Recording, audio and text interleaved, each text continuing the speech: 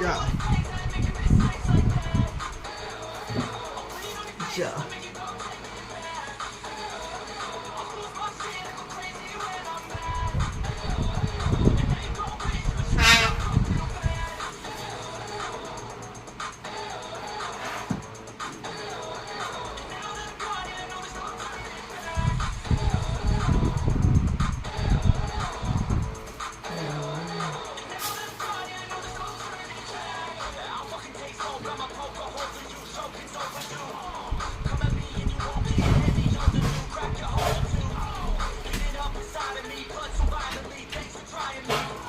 เดี๋ยวแม่เธอเอาขาตั้งกล้องไปนี่เชฟได้เอาในกระเป๋ามีเฉพาะโย่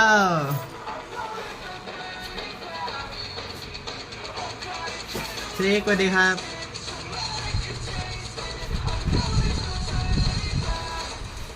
ย่าย่า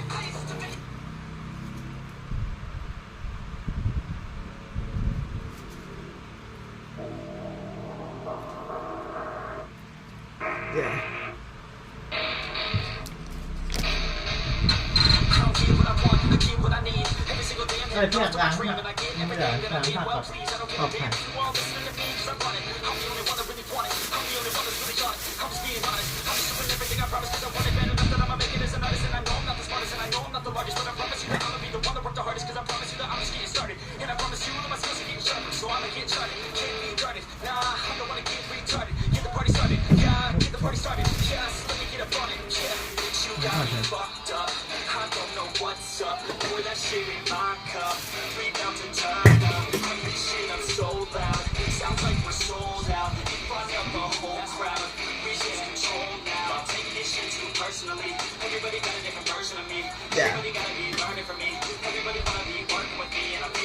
กีตาร์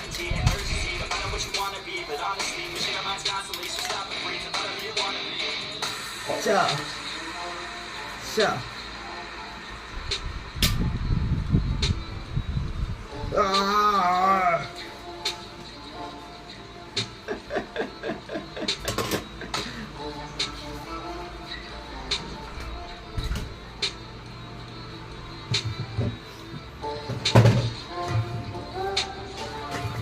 ไม่เชียร์ค่ะ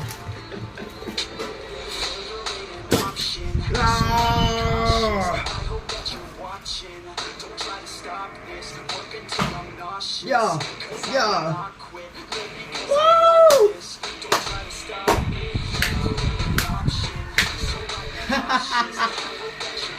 ฮะ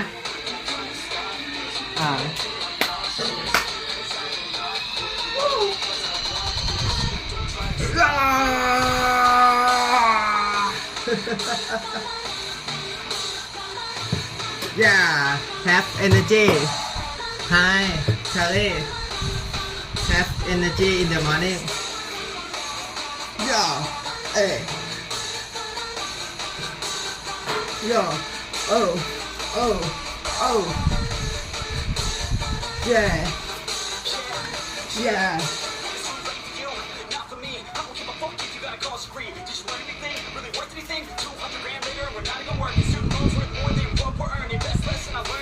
เดี๋ยวต้องไปทำงานแล้วนะผมโอเคครับผมเดี๋ยวเจอกันซิไอพีค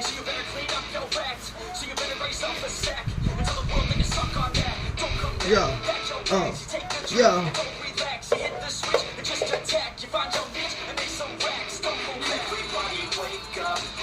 ฮะอ๋อ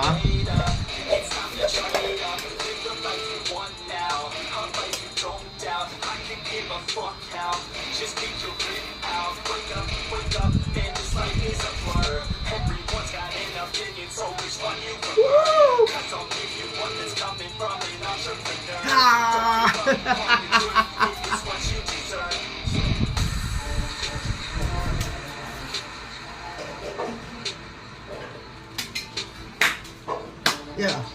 Oh.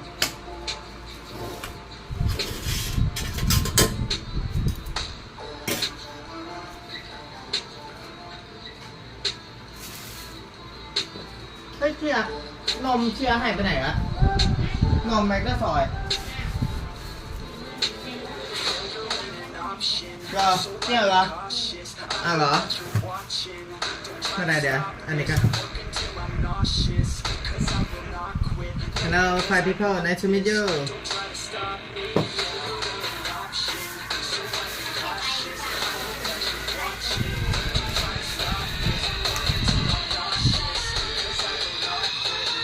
เอาไงนะอ๋อโอเค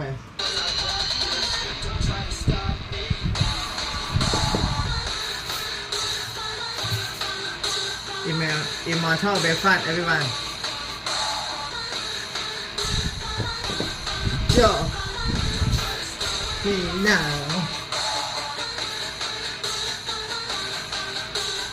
Yo Oh Hey yo รู้หรือเปล่าว่าคิดได้จ่อยมีอะไรใหม่ก็คอลเลคชันใหม่น่ะทูนของเล่นรูปสัตว์โลกไงสแกน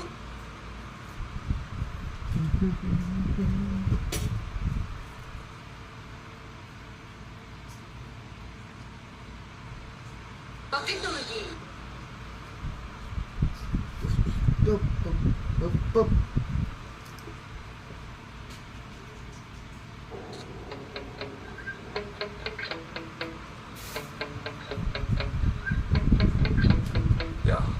Yeah.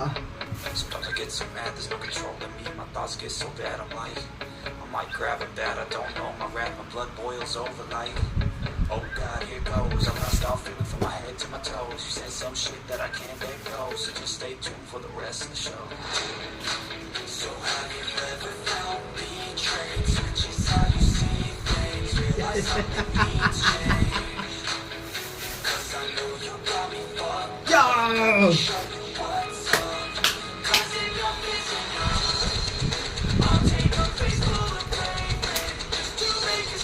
Yeah.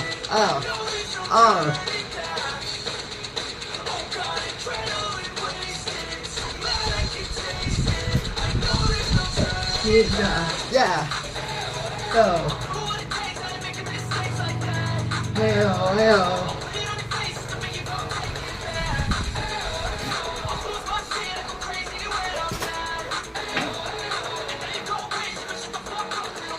I want to go to outside.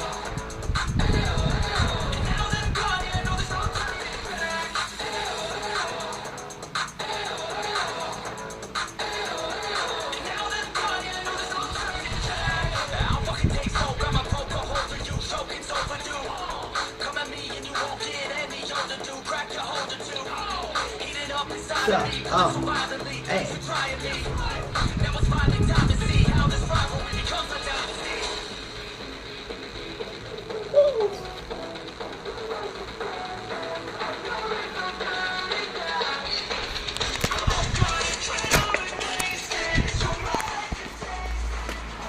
Let's go.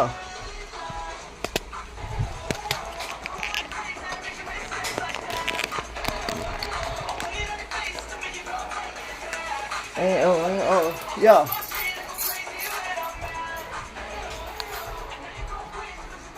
Hup.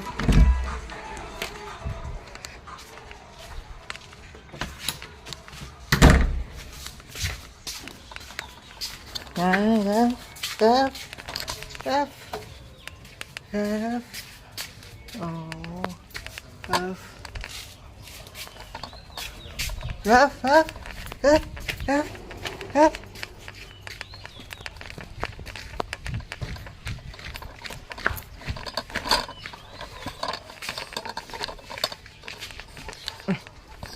ไม่นิ้ว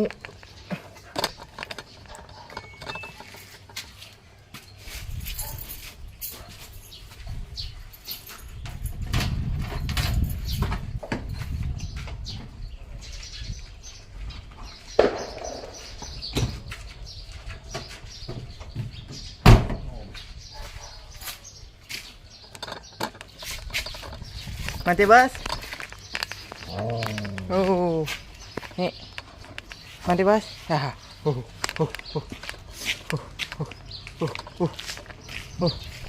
Curve. Dimensional.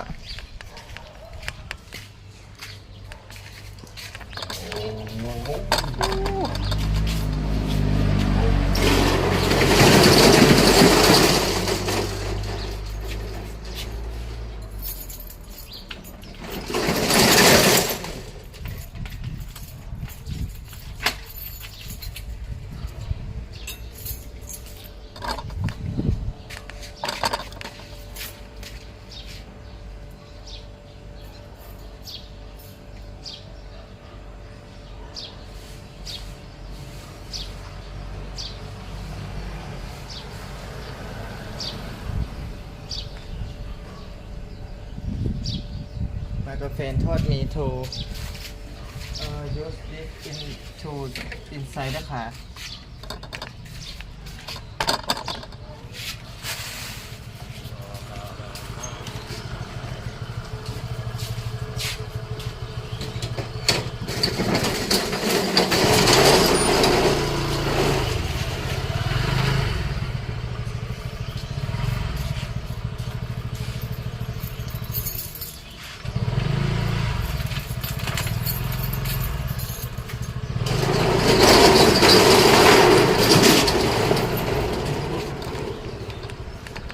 Hello, three people. Nice to meet you.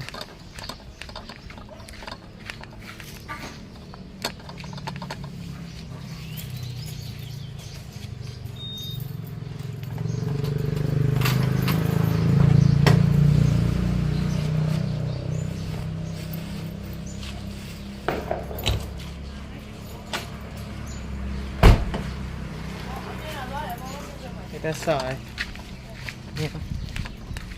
ไม่ได้ไปเที่ยวไหนอะครับ ไม่ไปค่ะไม่ได้ลูกค่ะ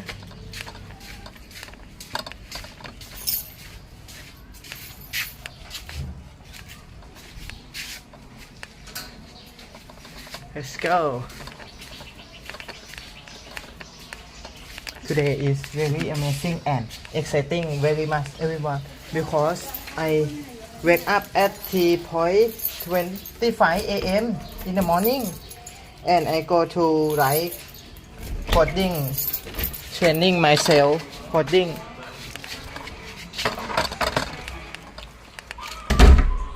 Yeah. Dim. Yo. Yo. Oh. Oh. Woo. Hey. Yeah.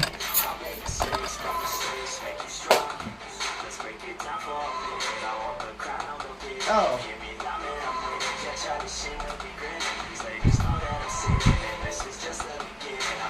Ah!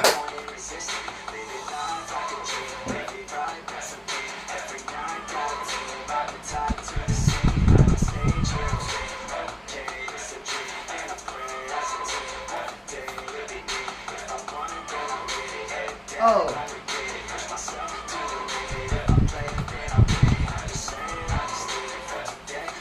Yeah. Oh.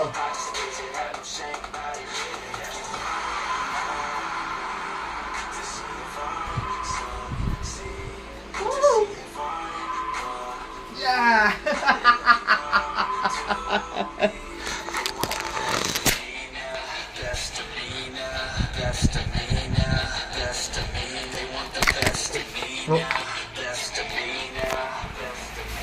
I want to use this.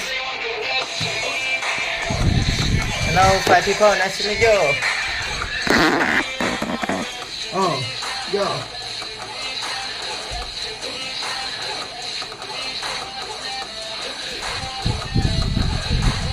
My spare tripod.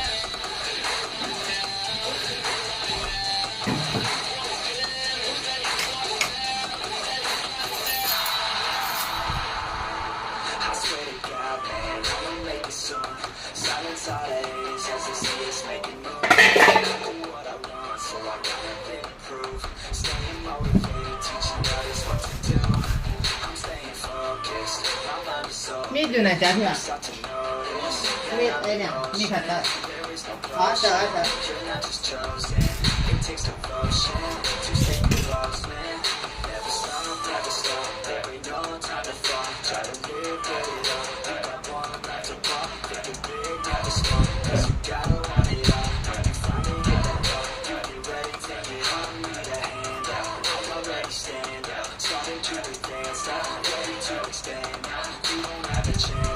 Yeah. Oh.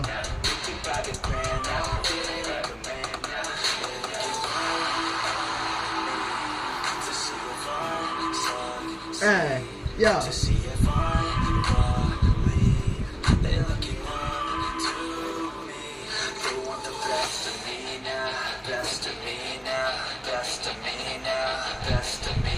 Okay.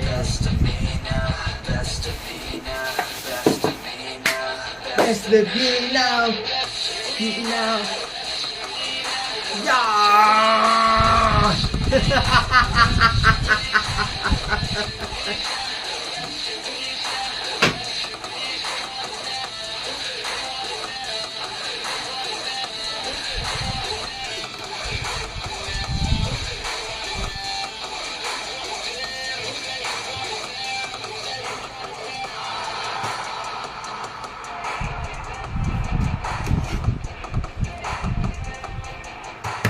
Oh, today is very powerful and enthusiasm, exciting, wonderful day, amazing day. Ooh, it's mixed together.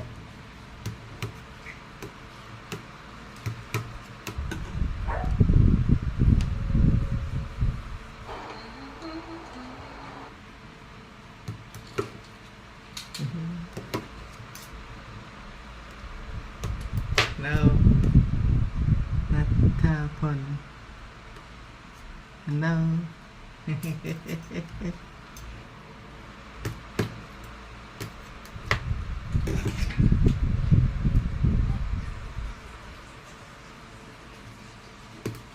Welcome to channel I am Chia Iwan.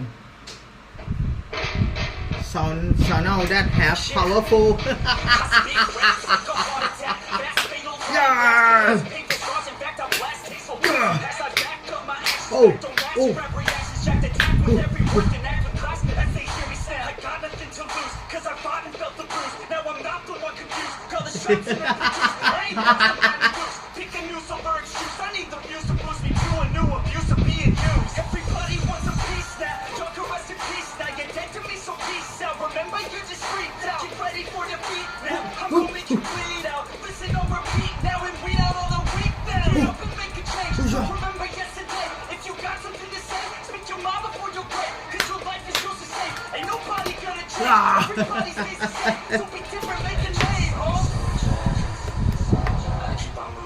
Cool.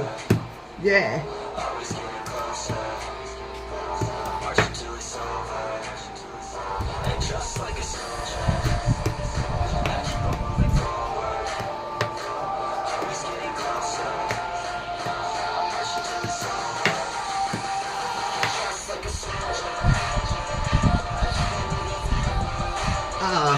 Hey.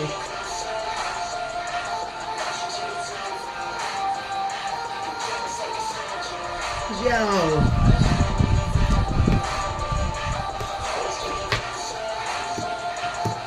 Oh.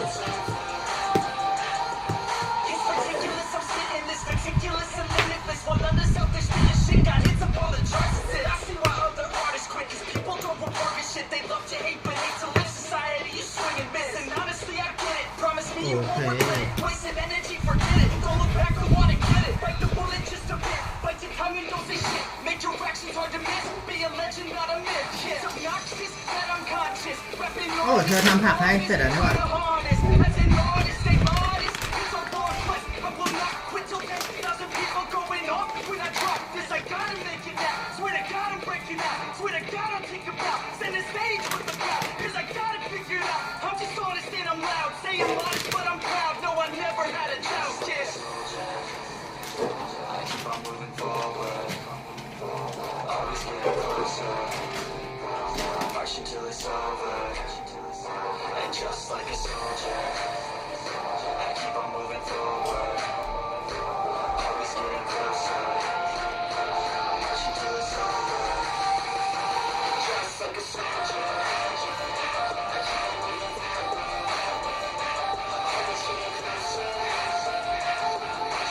Yo.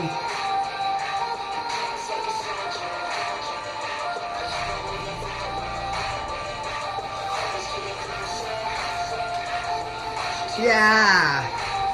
Yeah.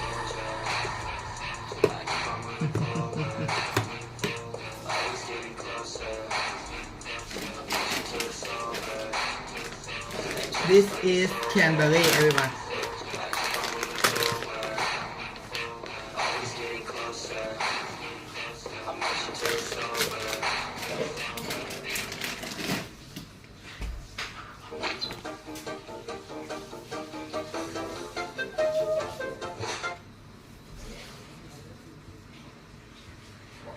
Today I will learn something. A better path. That conviction, fueled by resourcefulness, soon led to the creation of a product. Much of his success to this relentless quest for knowledge. Bill Gates, another titan of industry. Wealth funds and shaping global politics. Oil has long been called the lifeblood. A fortune so massive it could rival entire national economies. The only limit to our realization of tomorrow is our doubts of today. Franklin D. Roosevelt. What if the world's first trillionaire is already among us? A fortune so massive it could rival entire national economies, once thought impossible for one person to amass. But history has shown us that the boundaries of wealth are constantly being pushed, from merchants ruling trade routes to tech moguls revolutionizing industries. Every era has redefined what's possible. Is a $1 trillion fortune within reach? Could innovation, technology, or ambition be the key? Today we'll uncover the evolution of wealth, the rise of billionaires, and the factors that could make trillionaires a reality. Buckle up. Let's navigate this $1 trillion possibility together. For centuries, wealth has been shaped by those who dare to innovate. In medieval Europe, merchant cities like Venice and Genoa built vast fortunes by controlling trade routes, laying the foundation for modern capitalism. Banking families like the Medicis didn't just store wealth, they multiplied it, pioneering financial systems that still influence global economies today. Their legacy? The idea that money isn't just earned, it's strategically grown. Then came the Industrial Revolution, where wealth shifted from trade to industry. Figures like Andrew Carnegie revolutionized steel, proving that innovation and efficiency could turn a poor immigrant into one of history's richest men. Meanwhile, banking institutions funded expansion, accelerating the cycle of wealth across the Atlantic. America's manifest destiny opened a new frontier for fortune building. Oil, railroads, and automobiles created titans like Rockefeller and Ford, whose innovations transformed entire industries. By the 20th century, technology took center stage. From mass production to the internet, paving the way for billionaires to emerge at an unprecedented pace. Like the philosopher Epictetus once said, wealth consists not in having great possessions, but in having few wants. Yet the only limit to our realization of tomorrow is our doubts of today. Franklin D. Roosevelt. What if the world's first trillionaire is already among us? A fortune so massive it could rival entire national economies, once thought impossible for one person to amass. But history has shown us that the boundaries of wealth are constantly being pushed, from merchants ruling trade routes to tech moguls revolutionizing industries. Every era has redefined what's possible. Is a $1 trillion fortune within reach? Could innovation, technology, or ambition be the key? Today we'll uncover the evolution of wealth, the rise of billionaires, and the factors that could make trillionaires a reality. Buckle up. Let's navigate this $1 trillion possibility together.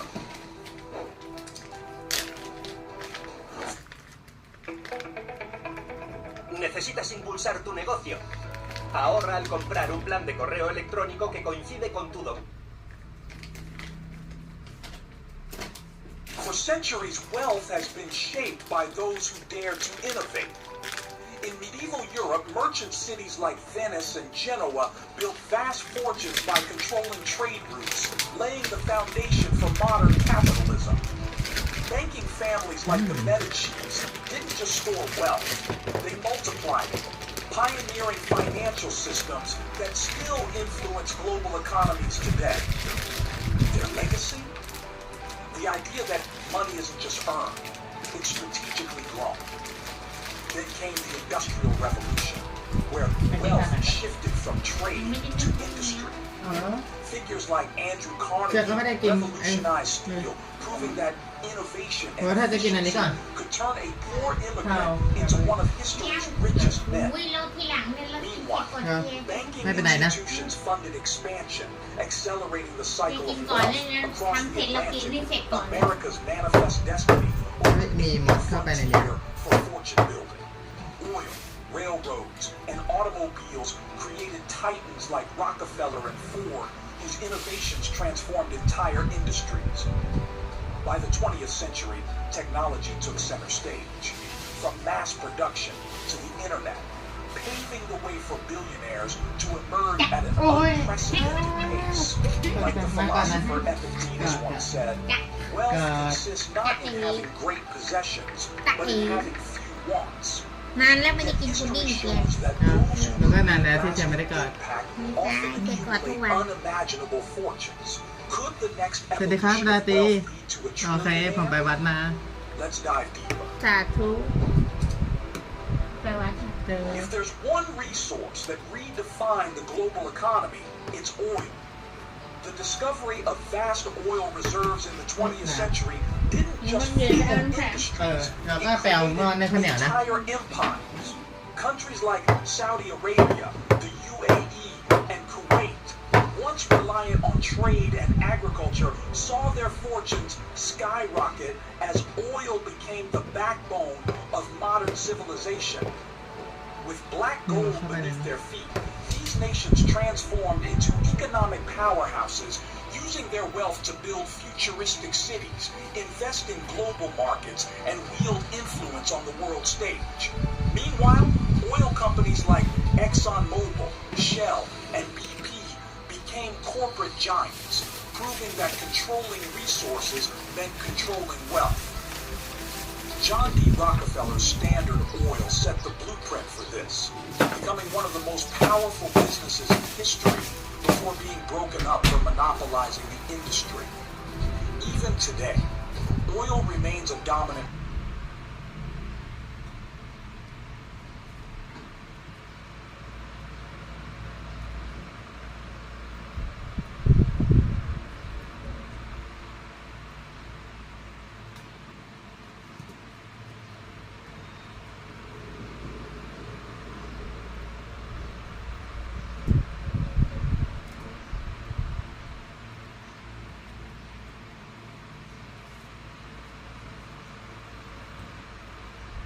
monopolizing the industry.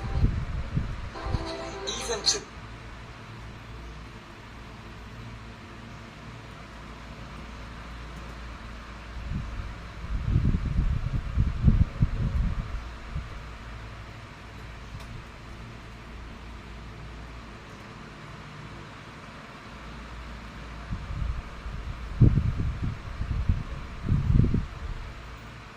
today, oil remains a dominant force, funding sovereign wealth funds ทำไมดูไม่ตื่นเลยครับ คืออะไรเหรอดูไม่ตื่น and shaping global politics. Oil has long been called the lifeblood of the economy. It powered industries, built billionaires, and concentrated wealth like never before.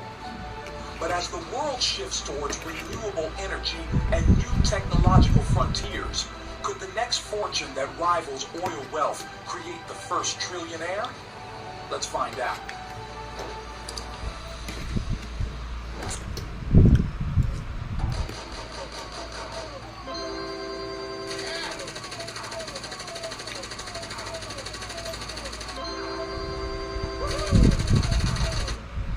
For most of history, ถ้าดูช่องเชียร์ต้องส่งแต่พลังบวกเท่านั้น แบบวันนี้ตื่นเต้นมากวันนี้สุดยอดมากครับ วันนี้ถามวันนี้เป็นไงบ้างโอ้สุดยอดมากมีพลังมากครับโอ้ต้องอย่างนี้คือช่องเชียร์จะไม่มีพลังอบแบบด่ากันคำหยาบพวกเนี้ยไม่มี ทำไมจะแบบทรงพลังตื่นเต้นอะไรอย่างนี้ จะมีแต่ส่งพลังให้กันอ่ะใช่มีแต่พลังบวก Being a millionaire was almost unheard of, but the early 20th century changed that. Industrial expansion, the rise of the stock market, and the growth of multinational corporations created a wave of new wealth. Suddenly, businessmen weren't just making comfortable livings, they were building financial empires. With industries like steel, oil, and automobiles booming, fortunes grew rapidly. Banking and the stock market allowed wealth to multiply, giving rise to financial giants who understood the power of investment. Figures like J.P. Morgan didn't just make money, they moved markets, proving that wealth wasn't just about owning industries, but also controlling capital. At the same time, globalization expanded business beyond borders. Companies like Ford and great possessions, but inhabit. Let's navigate this $1 trillion possibility together.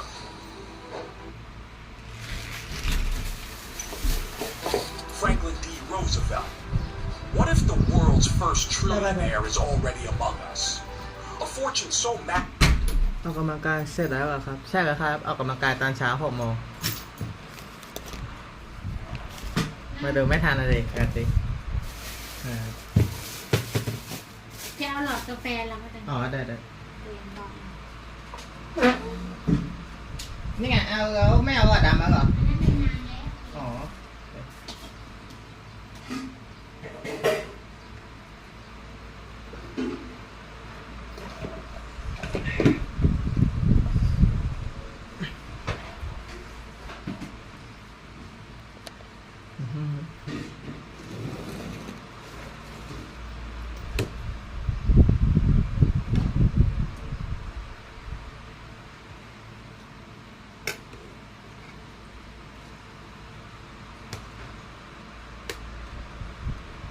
It could rival entire national economies, once thought impossible for one person to amass. But history has shown us that the boundaries of wealth are constantly being pushed, from merchants ruling trade routes to tech moguls revolutionizing industries.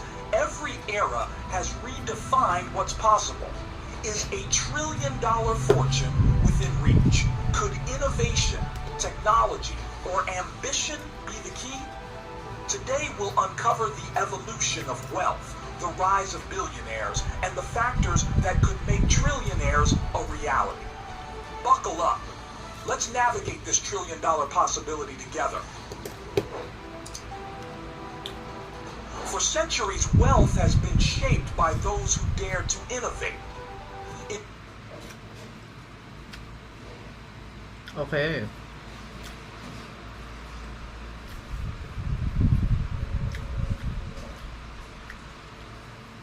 ตามสบายครับ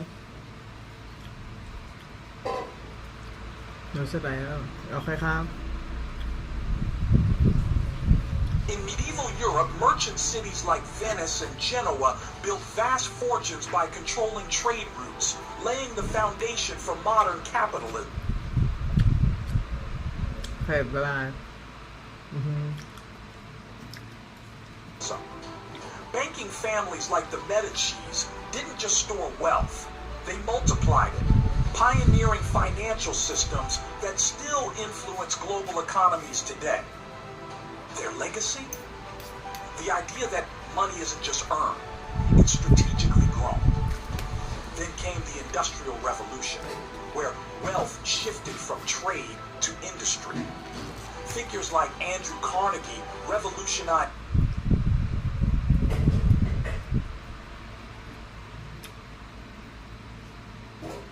steel, proving that innovation and efficiency could turn a poor immigrant into one of history's richest men. Meanwhile, banking institutions funded expansion, accelerating the cycle of wealth across the Atlantic. America's manifest destiny opened a new frontier for fortune building. Oil, Railroads and automobiles created titans like Rockefeller and Ford, whose innovations transformed entire industries. By the 20th century, technology took center stage, from mass production to the internet, paving the way for billionaires to emerge at an unprecedented pace. Like the philosopher Epictetus once said, wealth consists not in having great possessions, but in having few wants. Yet history shows that those อร่อยเหรอ กินพุดดิ้ง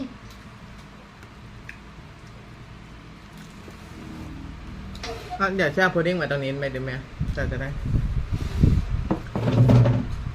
ไม่รู้นะว่าเกะกะเถอะอ๋อ profession แปลว่าทรัพย์สินเนาะ อะไรผงชูรสเหรอ ไหนก็ฮะใส่เล่มฮาร์ด to create lasting Mình đọc văn bản đi nè. impact often accumulate unimaginable fortunes. Could the next evolution of wealth lead to a trillionaire? Let's dive deeper. If there's one resource that redefined the global economy, it's oil. The discovery of vast oil reserves in the 20th century didn't just fuel industries, it created entire empires. Countries like Saudi Arabia, the UAE, and Kuwait, once reliant on trade and agriculture, saw their fortunes skyrocket as oil became the backbone of modern civilization. With black gold beneath their feet, these nations transformed into economic powerhouses, using their wealth to build futuristic cities, invest in global markets, and wield influence on the world stage. Meanwhile,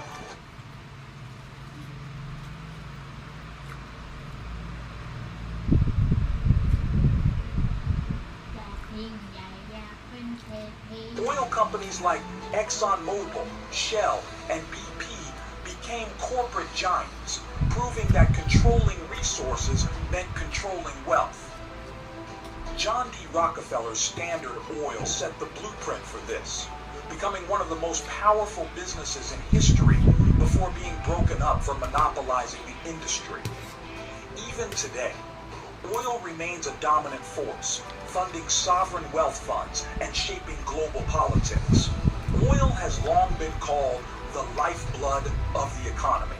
It powered industries, built billionaires, and concentrated wealth like never before. But as the world shifts towards renewable energy and new technological frontiers, could the next fortune that rivals oil wealth create the first trillionaire? Let's find out. For most of history, being a millionaire was almost unheard แก๊สเหรอเธอ นะ เสียงแก๊สนะ แล้ว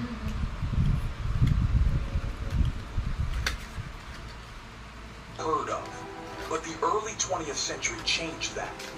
Industrial expansion, the rise of the stock market, and the growth of multinational corporations created a wave of new wealth. Suddenly, businessmen weren't just making comfortable livings. They were building financial empires. With industries like steel, oil, and automobiles booming, fortunes grew rapidly. Banking and the stock market allowed wealth to multiply, giving rise to financial giants who understood the power of investment. Figures like J.P. Morgan didn't just make money. They moved markets, proving that wealth wasn't just about owning industries, but also controlling capital. At the same time, globalization expanded business beyond borders. Companies like Ford and General Electric didn't just dominate locally, they scaled internationally, creating a class of economic elites whose wealth transcended nations. This was the birth of the modern millionaire class, the first financial elite of the new age. As business magnates learned to leverage global markets, the question became, how far could wealth really go? If the 20th century made millionaires, could the 21st century give rise to the first trillionaire? Let's keep going. If the millionaire class changed the game, billionaires rewrote the rules entirely. The late 20th and early 21st centuries saw wealth concentration reach unprecedented levels, with a handful of individuals shaping entire industries. But unlike the industrial titans of the past, today's billionaires didn't just build businesses. They transformed how we live, work, and communicate. Tech visionaries like Bill Gates revolutionized computing with Microsoft. Jeff Bezos redefined commerce with Amazon. And Elon Musk disrupted transportation and space exploration with Tesla and SpaceX. Their fortunes weren't just a result of hard work. They came from scaling innovation on a global level. Then came the rise of data-driven empires. Mark Zuckerberg's Facebook changed how people connect, while Google's founders, Sergey Brin and Larry Page, turned information into one of the most valuable resources of the digital age. The ability to harness technology and networks accelerated wealth accumulation in ways never seen before. Baron Rothschild famously remarked, "Buy when there's blood in the streets," a principle that many billionaires have embraced in times of crisis. Whether during market crashes or industry shifts, these billionaires thrived by seizing opportunities. But with wealth growing at breakneck speed, the question now is the trillionaire era next? Let's dive deeper. If you're a business owner, 3D character videos are the best way to grow your business and make more sales. They grab attention, simplify complex ideas, and make you feel like you're watching a Pixar movie, not an ad. So your customers actually watch your videos and remember your message, which means they convert up to 87% better. That's why massive brands like Coca-Cola and Apple use them in their marketing. But the problem is, they are super complicated to make and can cost up to $50,000. Thankfully, that's why we built Create Studio, the easiest way to create 3D character videos for your business. That makes animation so easy, it feels like cheating. Create Studio is already trusted by 90,000 business owners and the #1 rated video software on Capterra, with over 7 5-star reviews on Trustpilot. How does it work? Just choose from your massive library of assets, scenes, and characters, all pre-animated by our team of Pixar-trained designers. Then, customize your characters in just a few clicks, changing their hair, selecting their actions, and lip-syncing their voices in one click. Then, hit export. And in just a few minutes, you have a professional 3D character video, perfect for your website, social media, or sales funnels. Plus, with our new AI features, it's even easier to create viral shorts and high-converting videos. Now, normally, Create Studio sells for $299 per year, but for a limited time, you can get lifetime access for just one payment of $67 with 0 recurring fees. And when you act now, you'll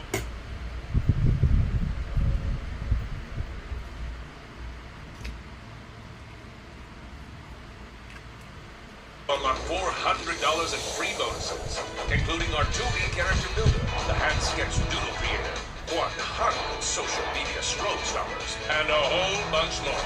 Plus, everything comes with our 30-day, 10-minute sales video guarantee. So if you can create your first 3D character video in under 10 minutes, that boosts your sales over the next 30 days. With all your money back, no questions asked. So, what have you got to lose? Just click the button now and get this lifetime deal before it expires forever. And start making 3D character videos that boost your sales. Thanks to Create Studio.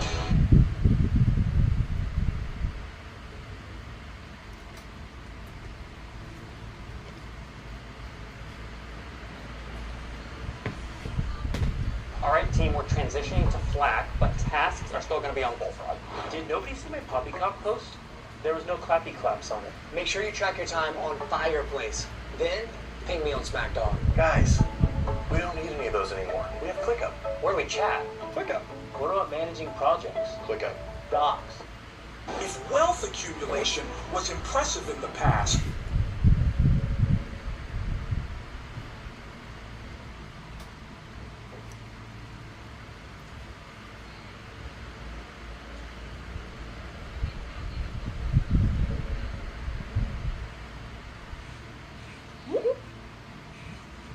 Today it's moving at lightning speed. The richest individuals on the planet are growing their fortunes at an unprecedented rate, and the numbers prove it. Research from Oxfam and the World Inequality Lab shows that the wealth gap is expanding faster than ever. The Forbes Billionaires Index shows that not only are billionaires multiplying, but their net worths are skyrocketing faster than ever before. So, what's fueling this rapid surge in wealth? A few key factors stand out. First, globalization has created a market where companies can instantly scale to billions of customers. Tech giants don't just dominate one country, they operate worldwide, generating massive profits. Second, tax policies and financial loopholes allow the ultra-wealthy to preserve and grow their fortunes. Offshore accounts, tax havens, and strategic financial planning ensure that billions stay in the hands of those who already have them. And finally, technology, particularly AI, automation, and digital platforms, has opened the floodgates for exponential wealth creation. As industries become more digitized, those who control the tech behind them reap unimaginable profits. At this pace, the billionaire boom could soon evolve into something even bigger. Could the world's first trillionaire be just around the corner? $1 trillion. It sounds almost unreal, yet with the speed at which wealth is growing, the possibility of the world's first trillionaire is no longer just a fantasy. But what exactly would it take to reach this level of fortune? One path could be disruptive innovation. The trillionaire of the future might emerge from breakthroughs in AI, biotech, or even space exploration. Industries that could redefine how we live and work. Another possibility lies in emerging markets where rapid economic growth could create new wealth giants, much like China did with its tech billionaires. Then there's monopolistic expansion. If a company dominates multiple trillion-dollar industries, its founder could be the first to cross the trillionaire threshold. But becoming a trillionaire won't be easy. Government regulations are tightening, with increased scrutiny on monopolies and wealth concentration.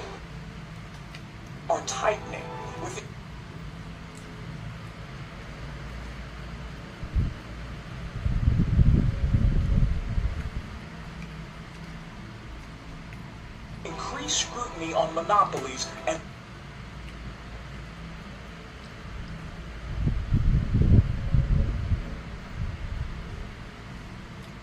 wealth concentration. There's also public backlash.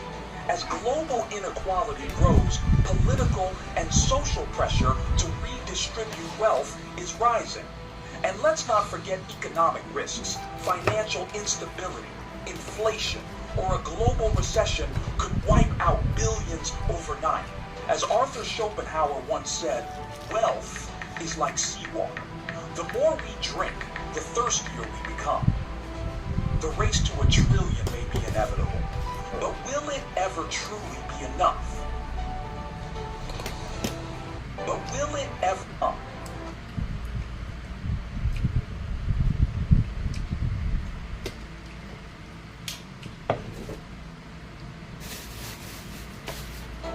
The race to $1 trillion may be inevitable, but will it ever truly be enough?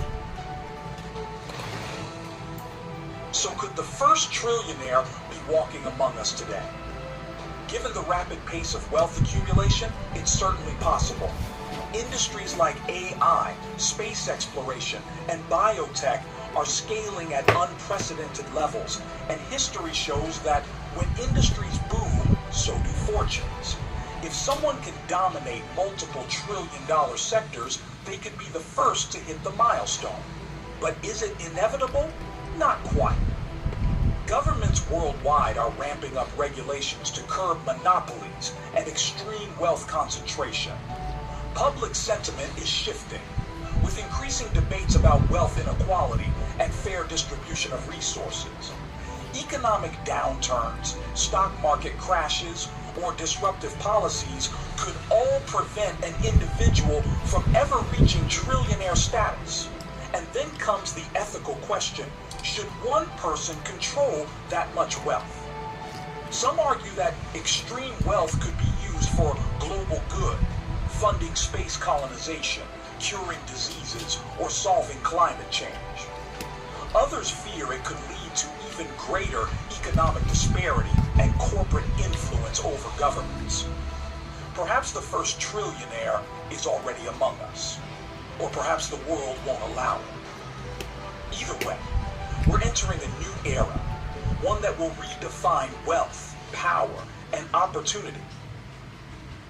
With this AI tool, you can create a complete storybook from just one keyword.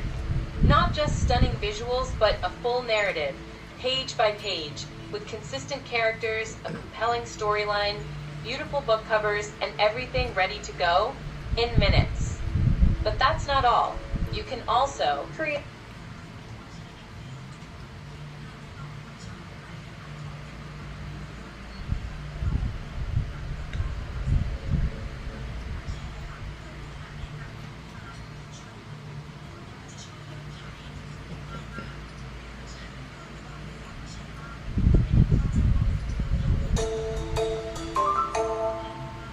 Hi everybody, I'm Brittany Lewis with Forbes Breaking News. Joining me now is my colleague, Forbes Senior Editor, Chase Peterson-Withorn. Chase, thank you so much for joining me. Yeah, thanks so much for having me. First and foremost, I want to extend a big congratulations. The Forbes Billionaires list has just dropped. You were one of the editors on that list. I can only imagine how big of an undertaking that is, so congratulations. Yeah, thank you so much.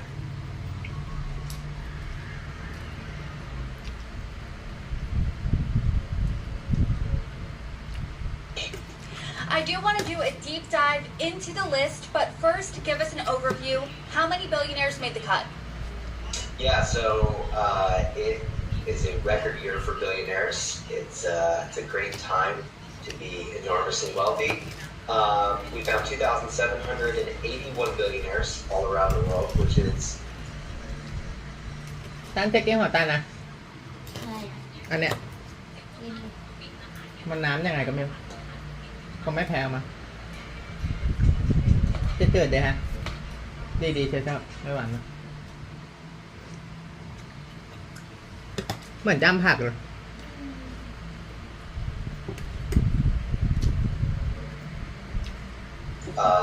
The record is about 141 more than we've found before, and they're worth a record $14.2 trillion. So they're richer than ever, and they are more than ever.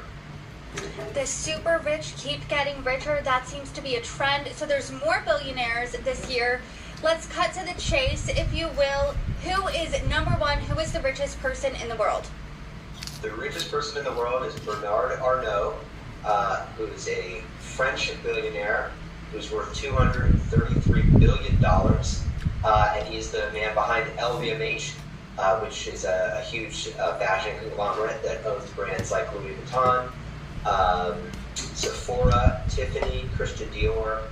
Sort of has his hand in everything. Is him being at the top of the list, is this at all surprising to you, who covers billionaires for a living? No, he's been at the top. He was at the top last year, but he's been, over the past few years, battling it out with Elon Musk mostly.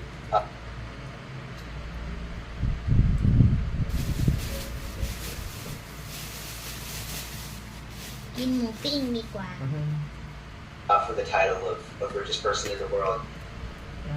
จบนะครับจบตามจบกันไปจบกันมา This year, he took the title very handedly. He's something like $40 billion.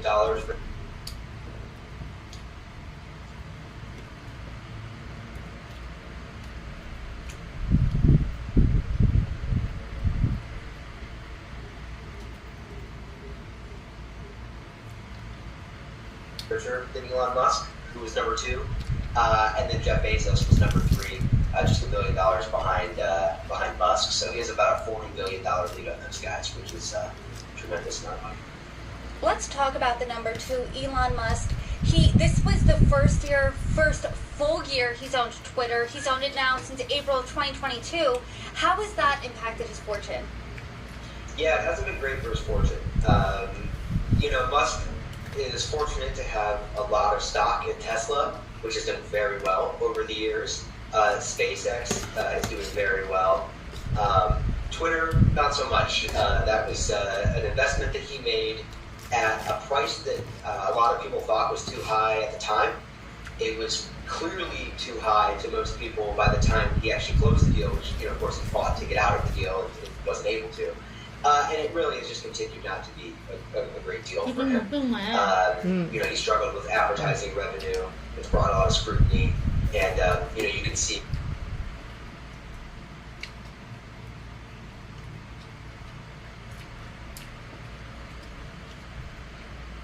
a lot of the investors that have invested alongside him have continued to sort of mark down the value of their stake in the business. So, Twitter, maybe good for Elon's free time, but definitely not great for his net worth.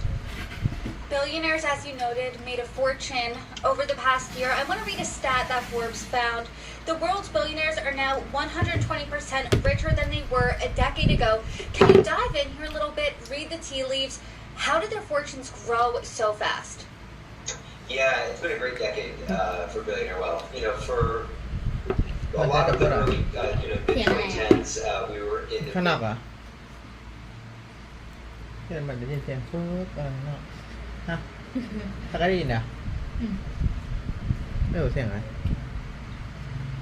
แต่เราปิดโปรแกรมแล้ว คนลากไม้ลากอะไรป่ะ And the markets were really rapidly rising and interest rates were really low. Just a great environment for rich people to continue getting richer. There was a brief dip during the COVID crash where a lot of billionaires lost a whole lot of wealth, and they made it back very, very quickly. And you can sort of track right along with the stock market, right? It's been up a lot over the last decade. It crashed really hard during COVID. It came roaring back, and despite inflation and despite wars and sort of turmoil that's going on in the world, markets in a lot of the world are higher than they've ever been, and the people who sort of control those markets are certainly richer than they've ever been by and large.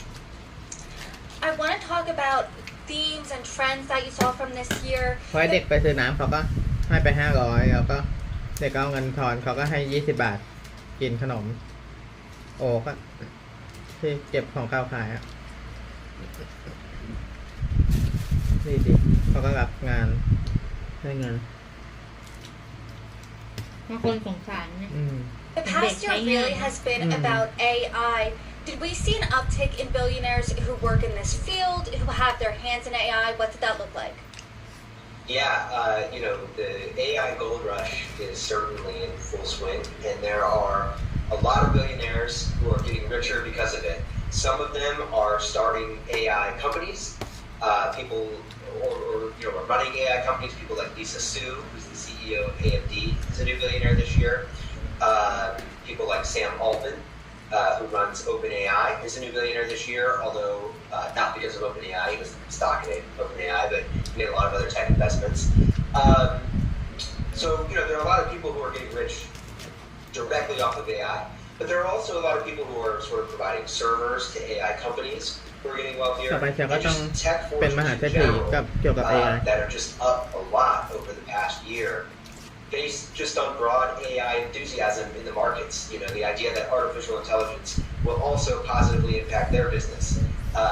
So just in general, if you look at the great tech fortunes, people like Larry Ellison or the Google co-founders or Mark Zuckerberg, those guys are all by and large up quite a bit, and a good portion of that is definitely just broad AI enthusiasm.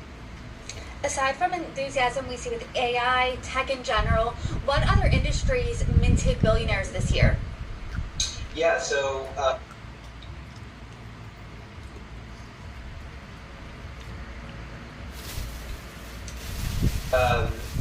there's a few industries that are up quite a bit, but it certainly is one of those years where a rising tide sort of lifts all boats. The markets are up, so sort of everybody's up for the most part.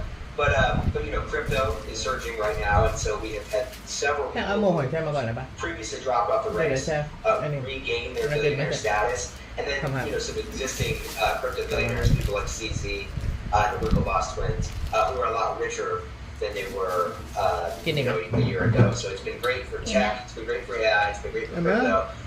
But you know, you have people also getting wealthy in fashion. People like Christian Louboutin is a new billionaire this year, and you have people getting rich in you know, fortunes, everything, manufacturing, finance. It's sort of just a good time for everybody. It's a good time to be a billionaire. I want to talk about one billionaire you and I have talked about. Forbes has talked about him for decades now, him and his wealth, and that is arguably the most known billionaire, and that is Donald Trump. He's had a year of legal battles. How have these legal woes impacted his fortune? วันที่รอคอยของแม่ผ่าคลอดคือรอคอยที่จะได้ดูแลเขาด้วยชีวิตเพื่อเด็กผ่าคลอดสมองไวดูแลเขา It's been an up and down year, I would say, for Donald Trump. He was down, and now he is up. We'll put it that way. So, you know, it's been a tough year for Trump on the legal front, and of course he's battling for the White House. And a lot of his core, you know, real estate holdings are not doing very well. Then you factor in about $500 million that he now owes from a couple of legal battles in New York State. You know, that's a debt on his balance sheet. So his net worth is down about $500 million because he owes this new money. But, you know, shares of Trump Media and Technology Group, which runs Truth Social, went public recently, and they've added billions and billions of dollars to Donald Trump's net worth, more than doubling his net worth just on the day that the shares went public. So Donald Trump, this happened after we locked in the billionaires list. So on the list, Donald Trump is down a couple $100 million from the year before, basically because he owes more than $540 million in legal judgments now. But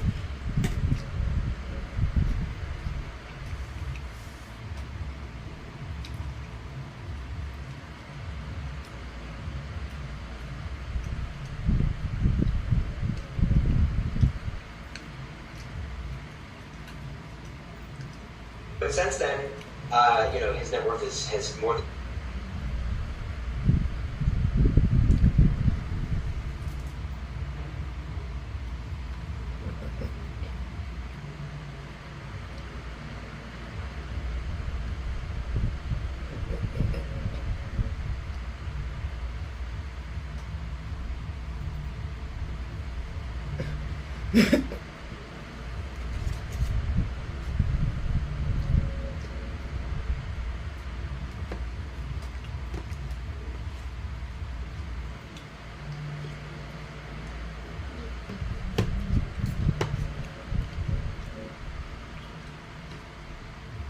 wealth funds and shaping global politics.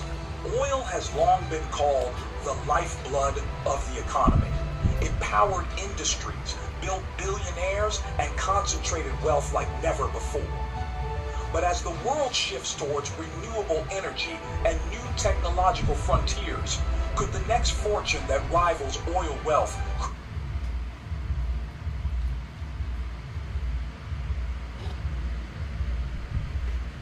the thirstier we become? The race to $1 trillion may be inevitable, but will it ever truly be enough? So could the first trillionaire be walking among us today? Given the rapid pace of wealth accumulation, it's certainly possible. Industries like AI,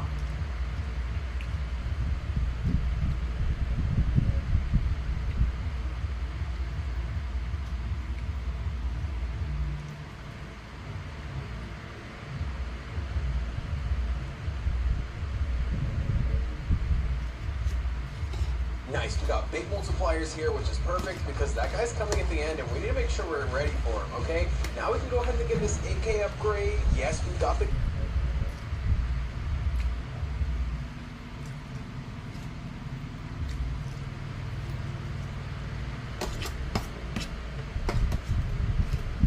Price in over a century.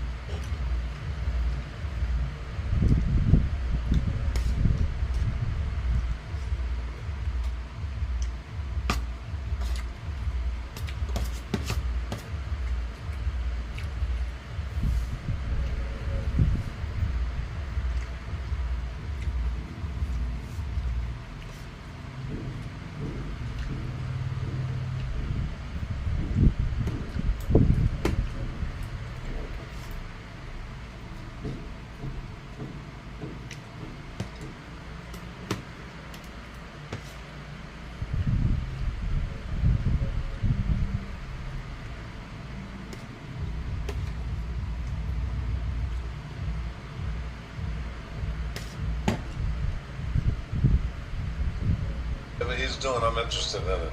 They're a special human being. Can't leave him alone for a minute. He'll invent a nation. I don't even know how to drive. You don't know how to drive? No, but if he's doing it, I want to see it. I love this man. He just showed it to me in the drive. I did actually, yeah, absolutely. And I like it because we have a problem about it. I just left Brazil, you know, and with sugar biology is okay. I don't think corn works, does it? No, it doesn't. No, they're dreaming. Yeah. And so I've been paying attention. I learned a lot from them. Yeah, the electric is definitely the way to go because, you know, the problem with the biofuel stuff is it ends up displacing crops, and, you know, people forget, like, you know, other countries, food's expensive. I mean, you know, it's too expensive, they starve. It's fast. Better acceleration than any Aston Martin or any Ferrari currently in production. It's an electric supercar. Great looking. Let me tell you a few important details about the car. First of all, this car is twice the energy efficiency of a Prius. A miles per gallon equivalent, EPA rated, is over 200. The range is a 220-mile combined highway city. That's the EPA rated range, and that's with the AC on. I mean, so it's actually a real range. We've gotten as much as 270 miles just driving around the city with the AC off. So it's actually got a pretty substantial range. The charger's built in, so all you need to charge it somewhere is an extension cord. And it's got an extension cord you can just carry with it. So if you go to a friend's house, you just plug it in like it's a hairdryer. It'll do a full charge in 3.5 hours. See, I was already talked about the incredible acceleration. I mean, on a track, this will crush a Ferrari, Aston Martin, whatever. Just, you know, leave them in your dust. So it's the only car that is incredibly fast and great handling and all that. But its efficiency is so great that anyone who's driving another sports car should be embarrassed. I mean, this is, you know, you're slower and you're killing the environment. How can you do that?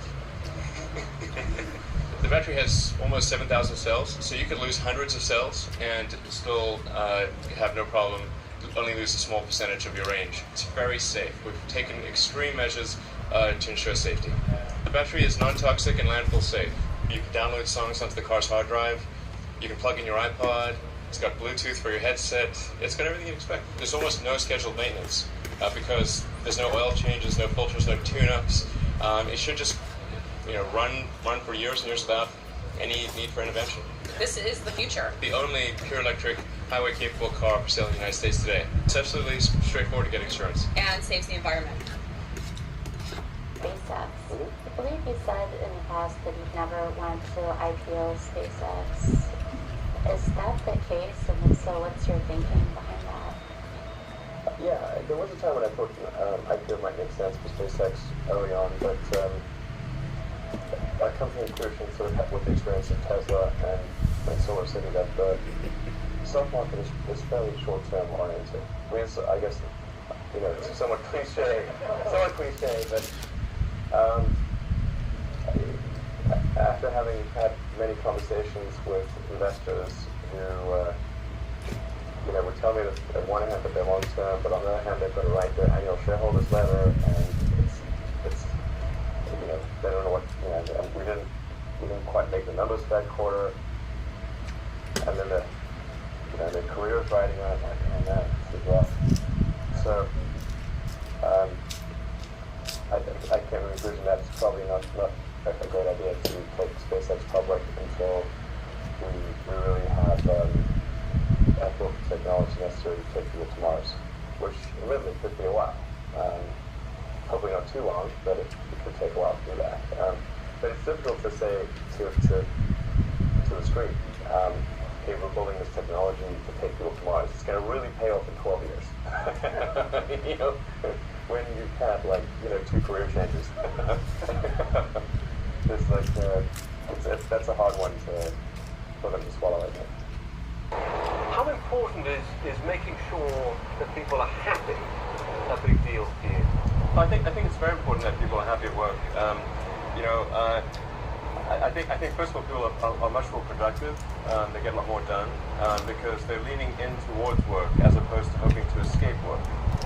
So I consider it an important part of my job to make this a happy work environment and as enjoyable as possible. And I also think that life is rather short. And if you don't, and you spend so much time at work, that if you don't make the workplace a happy place, you've just made a lot of people miserable. When people hear about happiness at work, they sometimes think it's a bit of a sort of hippie or new age concept. Oh, really? What do you reckon? No, I guess if it is, then I wouldn't consider myself New Age really at all. I just think that happiness is a good thing and ought to be encouraged, and that it actually benefits the company, because if people like being at work, they'll work harder and longer, and because it doesn't feel like work.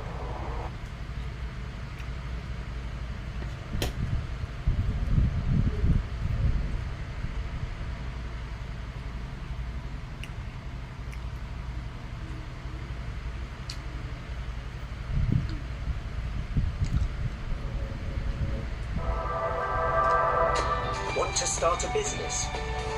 Start with an address. Choose from...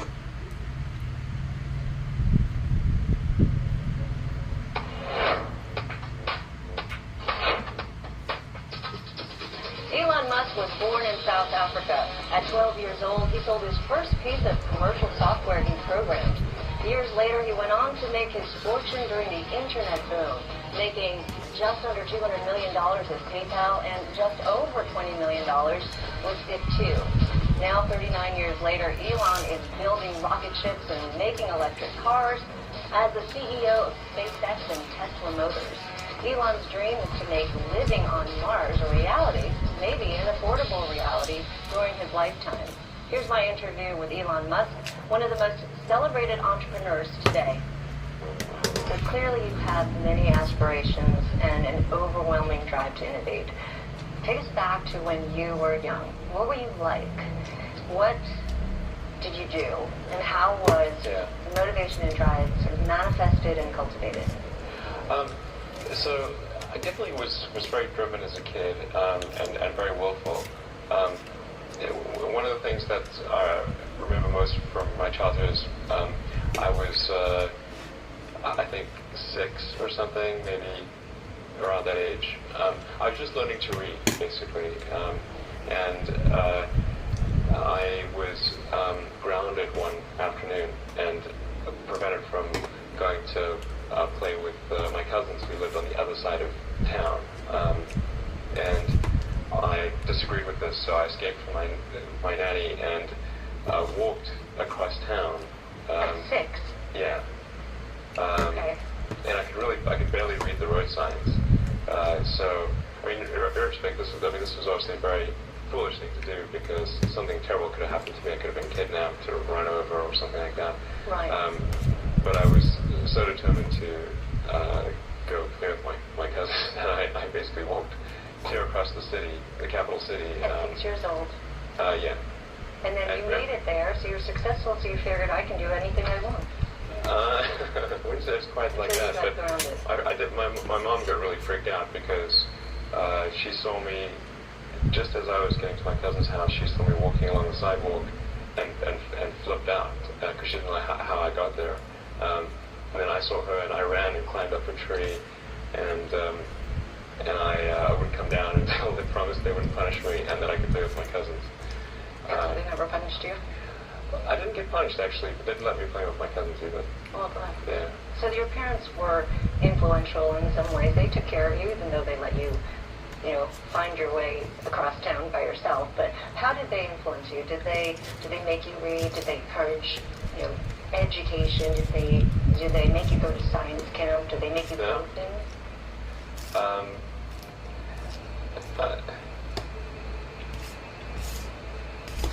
I was always sort of really interested in reading when I was a kid, and I read everything that I could get my hands on. I read the encyclopedia. I read every. Let's see, probably age 9 or 10. Okay. And you were starting. Well, not that I actually wanted to read the encyclopedia, but I ran out of things to read, so in desperation, I read the encyclopedia. You just really wanted to learn. So Yeah. in an early stage, you had that, and you had that inner drive yourself. Yeah. Well, I just sort of, I got bored easily, and so unless I was doing something like reading or playing a video game or watching TV, and we had like terrible TV in South Africa. It was really bad TV. So there was only at best you know, I like watching TV. Right. There wasn't that much of it, so. But boredom leads to great things. Boredom, yeah, so boredom led to a lot of reading. So now fast forward, Tesla started in 2003? Yeah. Started in 2003. Well, that is a big fast forward, yeah. Yeah, well, we can talk about your 20th and 30th. Yeah, okay, so go to Tesla. Yeah, so talk about the concept, the idea. What inspired you? Sure. Who was around you to help make this an idea, a reality? Yeah, actually, if I can go back a little bit to that, you know, a little bit further and say the origins of why electric vehicles.